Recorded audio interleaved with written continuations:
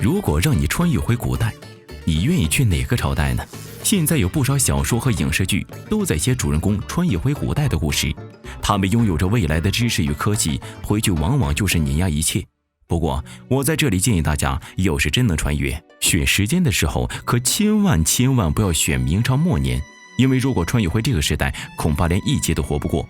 这可不是危言耸听，要是你真的了解了明朝末年发生了什么，一定会觉得不可思议的。今天我们就来讲一讲发生在明朝末年的各种可怕灾难。古语云：天时、地利、人和，明末可以说是一个都不沾。气候方面，明朝从万历年间开始就进入了小冰河时期。所谓小冰河时期，就是指太阳的异常活动，尤其是黑子数量减少导致的气温骤降，天气变得比往常寒冷得多。根据史料记载和学者的研究，1600年至1644年，也就是明朝最后的44年，气温降到了最低点。北方地区受灾最严重自不必说，一向气候温和的南方地区河流也出现了大面积封冻，就连广东地区都曾出现暴雪数日、牲畜冻死的奇观。极端的寒冷给以农业为主的封建王朝带来的打击是致命的。中国历史上一共出现过4次小冰河时期，除了明末这一次，前3次分别在商朝末年、东汉三国和唐末五代。每一次小冰河时期的到来，都伴随着王朝的覆灭和动荡战乱，当然明朝的这一次也不例外。光说气温降低，可能大家还不会觉得有多可怕，但要说的小冰河引发的次生灾害，那就像是连锁反应了，每一个都足以致人死命。小冰河带来的最严重灾害就是旱灾。明朝末年，尤其是崇祯年间，全国各地都爆发了不同程度的旱灾，多次出现持续超过3年、省份超过4省的特大旱灾，其数量之多、时间之长、范围之广，堪称历史之最。这些省份处于400毫米等降水线附近，是农耕文明与游牧文明的分界线，也是森林与草原的分界线。生态环境本身就十分脆弱，因而一旦气候有变，这些地区的灾难就会异常严重。有数据统计显示，崇祯10年到14年间，北方5省陕西、山西、直隶、山东、河南，几乎每年每个省都有几十个县遭遇旱灾。最夸张的是崇祯13年，这5省遭遇旱灾的县数量居然达到了311个。连年的干旱使得土地干枯裂开，河流枯竭，水利不兴，耕地欠收。而旱灾过后，成片的蝗虫又来侵袭，遮天蔽日，将幸存的庄稼也都一扫而空了，以至于几千里下来，土地一片赤瘠，不见一株禾苗。于是这些地区爆发了史无前例的大饥荒，在史料中诸如河枯粮绝、麦尽干枯等词更是频繁出现。在所有饥荒的省份中，陕西首当其冲。文献记载，崇祯改元之岁，秦中大饥，赤地千里。其他的省份情况也很糟糕。更为不幸的是，明朝末年的吏治极为腐败，各种苛捐杂税层出不穷。崇祯皇帝为了充盈国库，更是横征暴敛，赋税沉重。这无疑让本就无隔夜之粮的农民雪上加霜。干旱饥荒加上朝廷的压迫，饥民们只好背井离乡，逃往别处避难。但这也没用，因为在当时放眼望去都是无主的荒地和干涸的河床，根本找不到粮食。于是饿极了的人们就开始找一切能吃的东西果腹，他们吃树皮、草根，吃死去的牲畜、小动物。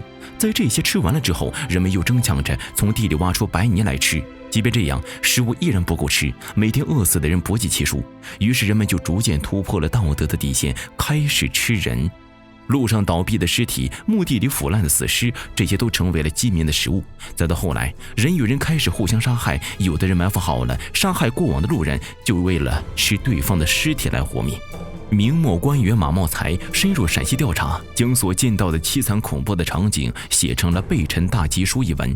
文中记载，一旦有儿童或者独行的人出了城门外，就没有了踪影。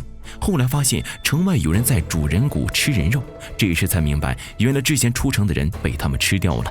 除陕西外，河南、山东等省都有人相食的记载，甚至出现了骨肉而相残食、有母烹其女这种灭绝人伦的惨事。在明朝的最后几年，人吃人的现象达到了顶峰。崇祯实录中记载，崇祯13年，两京、山东、河南、山西、陕西、浙江、大汉、黄、至东，大饥，人相食，草木俱尽。有人统计过，在崇祯13年这一年间，就有123个县记载出现了人相食的场景。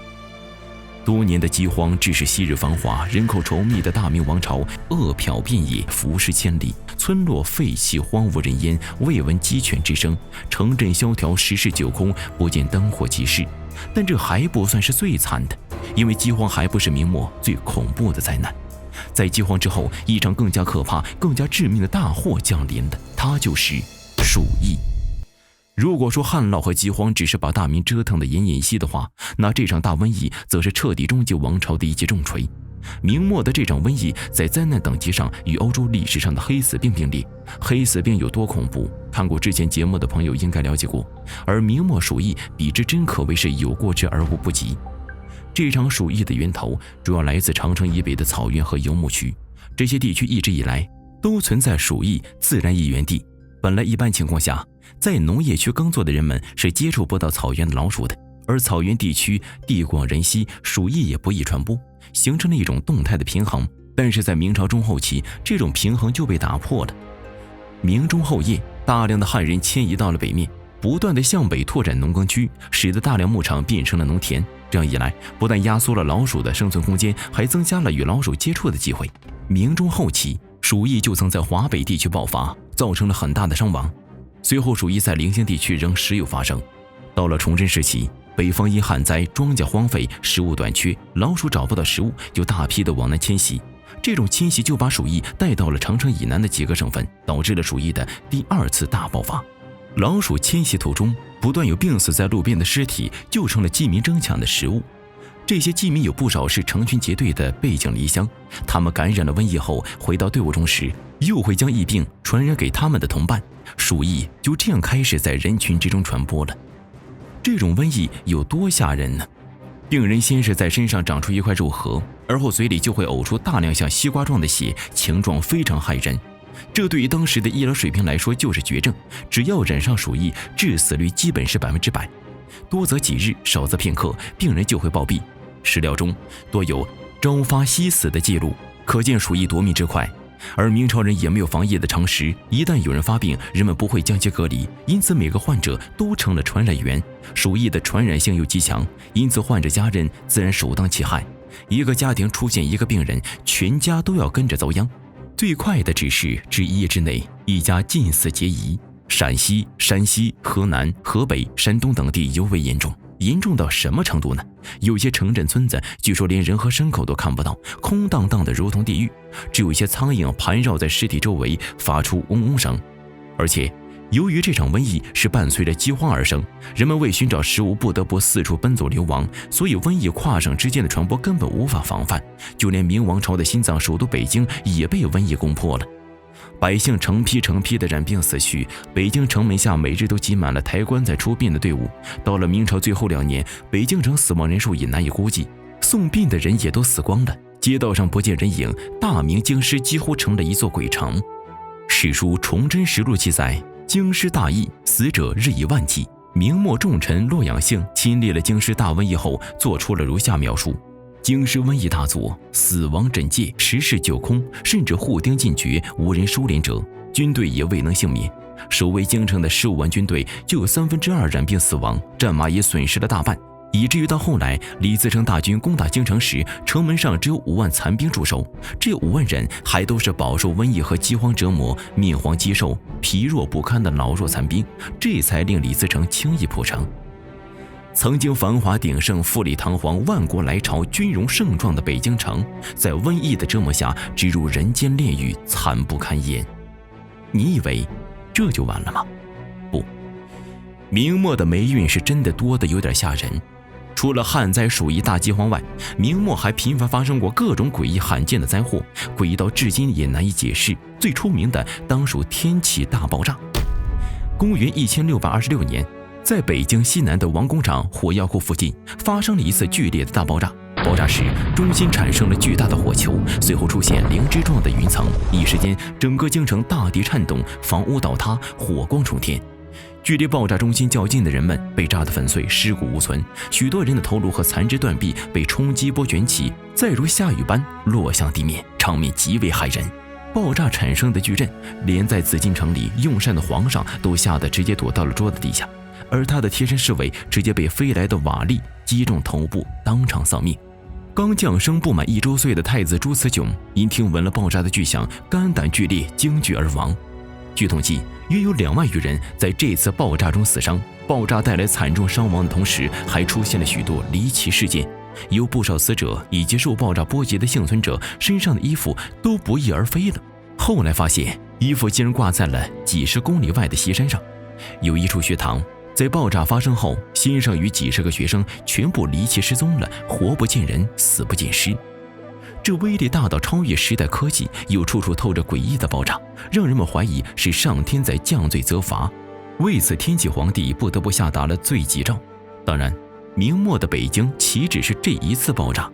万历33年盔甲厂大爆炸，崇祯7年9月盔甲厂大爆炸，崇祯11年4月新火药局大爆炸，崇祯11年6月王工厂又炸了，威力略小于天启那次。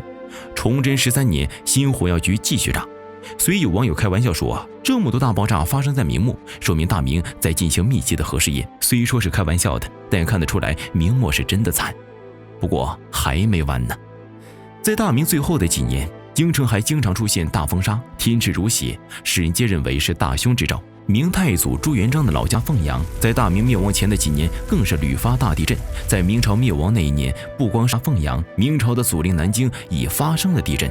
就在地震后不久，有人听到在夜晚朱元璋陵墓里传出阵阵哭声，像是他预见到了明朝要亡，因而在地下痛哭。这种种预示灭亡的诡异奇灾，不仅夺走了普通百姓的生命，也终结了帝王的江山。这霉运也是没谁了。最后，制作视频不易，求关注、点赞支持，咱们下期再见。